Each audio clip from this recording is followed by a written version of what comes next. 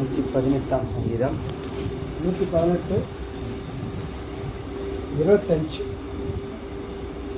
கர்த்தாவே ரட்சியம், கர்த்தாவே காரியத்தை வாய்க்க பண்ணும். கண்கள் மூடி மகா உன்னதங்கள் வாசனாருக்கு நன்றி பரலோகப்பிதாவே, உங்களுக்காக ஸ்தோத்திரம். இப்போ சற்று நேரம் பார்த்து நாங்கள் அமர்ந்திருக்க உதவி செய்யும். இந்த வார்த்தைக்காக ஸ்தோத்திரம், முக்கிய வழிகாட்டும் தேசம் ஜீவிக்க நல்ல பிதாவே. ஹல்லேலூயா. ஹல்லேலூயா. கர்த்தருடைய நாமத்தில் மகிழ்ந்தாகட்டும். இப்போதான வாசிக்கான நிகழ்ச்சிகள் கர்த்தாவே ரட்சியும், கர்த்தாவே காரியத்தை வாய்க்க பண்ணும். இதை தாவீது இப்படியாக சொல்லியிருக்கிறார். கர்த்தரை துதியுங்கள், அவர் நல்லவர், அவர் கிருபை என்றும் உள்ளது. தாவீதுடைய சங்கீதம், தாவீதுடைய வாழ்க்கையில் நேரிட்ட காரியெல்லாம் கர்த்தரை மகிமைப்படுத்தி கர்த்தருடைய நாமத்தை உயர்த்தி அவர் பாடினான சங்கீதம் தான் இந்த சங்கீதங்கள் புஸ்தகம். ஹல்லேலூயா. அப்படியே என்ன சொல்ற, கர்த்தர் நல்லவர், அவர் துதியுங்கள், அவர் கிருபை என்றும் உள்ளது என்று சொல்ல தாவீது இங்க என்ன சொல்கிறார்? கர்த்தாவே ரட்சியம், கர்த்தாவே ரட்சியம். ஹல்லேலூயா. ரெண்டு விதமா சொல்றாரு பாருங்க. கர்த்தாவே ரட்சியம், கர்த்தாவே காரியத்தை வாய்க்க பண்ணும். கர்த்தர் தான் ரட்சிக்கணும், கர்த்தர் தான் வாய்க்க பண்ணணும். நம்முடைய காரியம் எதுவா இருந்தாலும் தேவன் அல்லாமல் ஒருவரால வாய்க்க பண்ண முடியாது. ஹல்லேலூயா. நம்ம எவ்வளவுதான் பிரயாசப்பட்டாலும் வாய்க்க பண்ணுகிறவர் ஆண்டவராகிய இயேசு கிறிஸ்து. ஹல்லேலூயா. அப்படியே என்ன சொல்றாரு? கர்த்தாவே ரட்சியம். இவெல்லாம் என்ன பண்ணும்? மனு மக்களை தேவனாய் கர்த்தர் இந்த பூமிக்கு வந்தது எதற்கு? ரட்சிக்கும்படியாக தான் வந்தார். ஹல்லேலூயா. உன்னையும் என்னையும் தேவனாய் கர்த்தர் ரட்சிக்கும்படியாக வந்தார். அந்த ரட்சிப்பின் அனுபவத்துல போகும்போது தான் கர்த்தர் நம்ம செய்வதெல்லாம் கர்த்தர் வாய்க்க பண்ணுவார். ஹல்லேலூயா. ரட்சிப்பு இல்லாம ஒரு காரியமும் வாய்க்காது. வேதம் என்ன சொல்றது? கர்த்தர் ரட்சி முதலாவது என்ன பண்ணோம்? நான் தேவனிடத்துல ஒன்று கேட்ட நான் பெற்றுக்கொள்ளனா நான் ரட்சிக்கப்பட்டவனா இருக்கணும். ஹல்லேலூயா. அப்ப ரட்சிக்கப்பட்டவருடைய ஜெபத்தை கர்த்தர் நிச்சயமா இருக்கிறார். இந்த இடத்துல என்ன சொல்ற? ரட்சியம். அப்போ நம்முடைய வாழ்க்கையில நாம் ரட்சிக்கப்படும் போது, தேவன் நம்மளை ரட்சிக்கும் போது நம்ம கேட்பது எதுவா இருந்தாலும் கர்த்தர் கொடுக்க வல்லவராக இருக்கிறார். ஹல்லேலூயா. ஒரு வேத பகுதி நாம் வாசிப்போம்.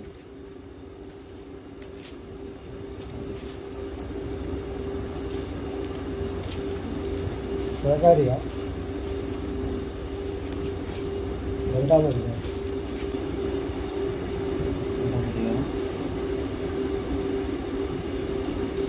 1-3 வாசகம். இதோ என்னோடு பேசின தூதன் புறப்பட்ட போது வேறொரு தூதன் அவரை சந்திக்கும்படி புறப்பட்டு வந்தான். ஹல்லேலூயா. இங்க பாருங்க, இந்த இடத்துல இந்த சகரியாவுக்கு தேவனாய் கர்த்தர் ஒரு காரியத்தை வெளிப்படுத்துகிறாரு.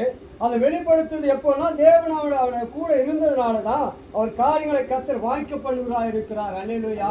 அப்படியானால் வாய்க்க பண்ணுகிற தேவன் கர்த்தர் ரட்சிக்கும் போதுதான், கர்த்தர் நம்மளை ரட்சிக்கும் போது கர்த்தர் நம்முடைய காரியங்களை வாய்க்க பண்ணுகிறார் இருக்கிறார். இன்னொரு வசனத்தை கூட வாசிப்போம். யோவேல்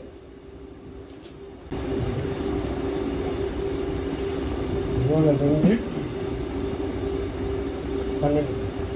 ஆதலால் நீங்கள் இப்பொழுதே உபதேசத்தோடும் அழுகையோடும் புலம்பலோடும் உங்கள் முழு இருதயத்தோடும் என்னிடத்தில் திரும்புங்கள் என்று கர்த்தர் சொல்கிறார். இந்த ரட்சிப்பதற்கு இன்னொரு வழி என்னன்னா, நீங்கள் உபவாசத்தோடும் அழுகையோடும் புலம்பலோடும் உங்கள் முழு இருதயத்தோடும் என்னிடத்தில் திரும்புங்கள்.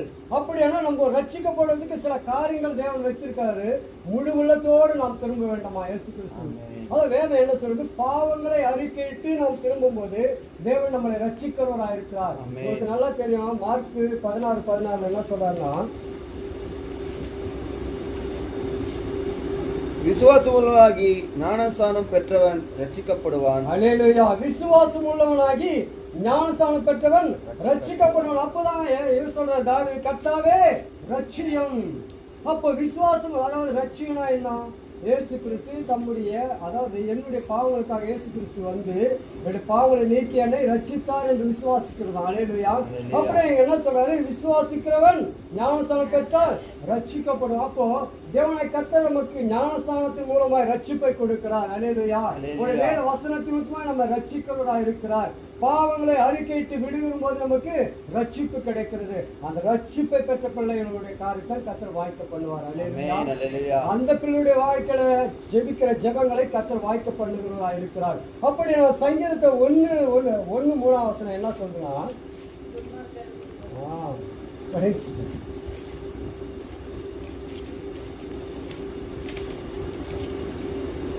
அவன் நீர்க்கால்களின் ஓரமாய் நடப்பட்டு தன் காலத்தில் தன் கனியை தந்து இலை உதிராது இருக்கிற மரத்தைப் போல் இருப்பான். அவன் செய்வதெல்லாம் வாய்க்கும். அல்லேலூயா.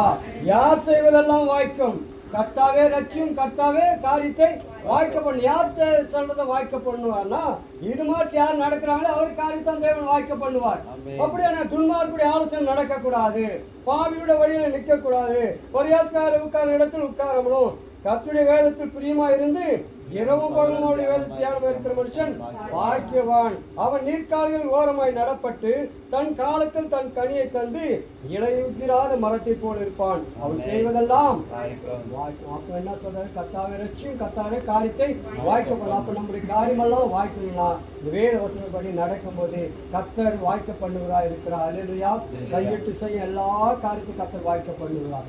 ஏன்னா அவள் வேதத்தின்படி நாம் நடக்கிறோம். அப்போ வேதத்தின்படி நடக்கும்போது கர்த்தர் நம்முடைய காரியத்தை வாய்க்க பண்ணுவதாக இருக்கிறார். அப்போ நமக்கு ஒரு நம்பிக்கை உண்டு. என்ன நம்பிக்கை? இயேசு கிறிஸ்து நமக்கு வாய்க்க பண்ணுவார். அதுதான் சொல்லணும், கையின் பிரயாசத்தை நான் ஆசீர்வதிப்பேன். அப்படியானால் கர்த்தர் நம்மளுக்கு எல்லாவற்றையும் வாய்க்க பண்ணுவதாக இருக்கிறார். எல்லா காரியத்திலும் கர்த்தரை முன் வைக்கும் போது, கர்த்தருக்கு நம் மகிமை செலுத்தும் போது, கர்த்தரை ஆராதிக்கும் போது நம்முடைய காரியங்களை அவர் என்ன பண்ணாரு? வாய்க்கப்படுகிறார். சில பேர் சொல்லுவாங்க, ஒண்ணுமே வாய்க்க மாட்டேங்குதுங்க, ஒண்ணுமே நடக்க மாட்டேங்குதுங்க, எதுவுமே பண்ண மாட்டேங்குதுங்க அப்படின்னா அவருக்கு ஒரு வார்த்தை வேதம் சொல்லுது, அவருக்கு பிரியமானதை செய்யணும். அல்லேலூயா.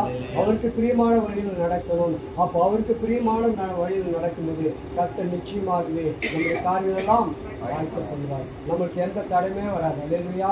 எந்த தடையும் பண்ணவும் முடியாது. ஏனென்றால் நம்ம கர்த்தரை தேடுகிறபடினால் கர்த்தர் நம்முடைய காரியங்கள் எல்லாம் கர்த்தர் வாய்க்கப்படுவார். நம்முடைய வாழ்க்கை கூட என்ன காரியமா இருந்தாலும் நீங்க ஜெபம் பண்ணுங்க, கர்த்தர் எல்லா காரியத்தையும் வாய்க்க பண்ணுவார். கர்த்தர் கைக்கூடி வர பண்ணுவார். கர்த்தர் தான் எல்லாவற்றையும் செய்கிற தேவன், நாம் அல்ல. கர்த்தரே எல்லாவற்றையும் செய்கிற தேவன். கர்த்தர் தான் ரட்சிக்கிறவர், மனுஷன் அல்ல. ஒரு மனுஷன் ரட்சிக்கிறது மனுஷன் கிடையாது, தேவன் தான் ரட்சிக்கிறவர். தேவன் தான் தன்னுடைய ரத்தத்தை சிந்தி நம்மளை ரட்சிக்கிறவா இருக்கார். ஆனப்படியும் அவர் கரத்தை நாம் பிடித்துக் கொள்வது நம் காரியமெல்லாம் ஜெயமாய் மாறும். அல்லேலூயா. எந்த காரியத்துமானாலும் கர்த்தர் நம்ம முன்ன போய் எல்லா கோணலாலையும் செம்மைப்படுத்துவார். தேவனாய் கர்த்தர் நம்மோடு கூட இருக்கிறார். கலங்காதீங்க, பயப்படாதீங்க, எந்த காரியத்தை குறித்தும் சந்தேகப்படாதீங்க. கர்த்தரத்தை ஜெபம் பண்ணி கேளுங்க, கர்த்தர் காரியங்களை வாய்க்கணும். அப்படியான நம்முடைய காரியங்கள் கூட வாய்க்க வேண்டும் என்றால் கர்த்தருடைய வேதத்தின்படி இரவும் பகலும் ஒரு வேதத்தை தியானமாக இருக்கிற மனுஷன் வாய்க்கணும். அப்படியா நம்ம இரவும் பகலும் கர்த்தருடைய வேதத்தை தியானமாக இருக்கும்போது நிச்சயமா நம்முடைய காரியத்தை எல்லாம் கர்த்தர் வாய்க்க பண்ணுவார். கர்த்தர்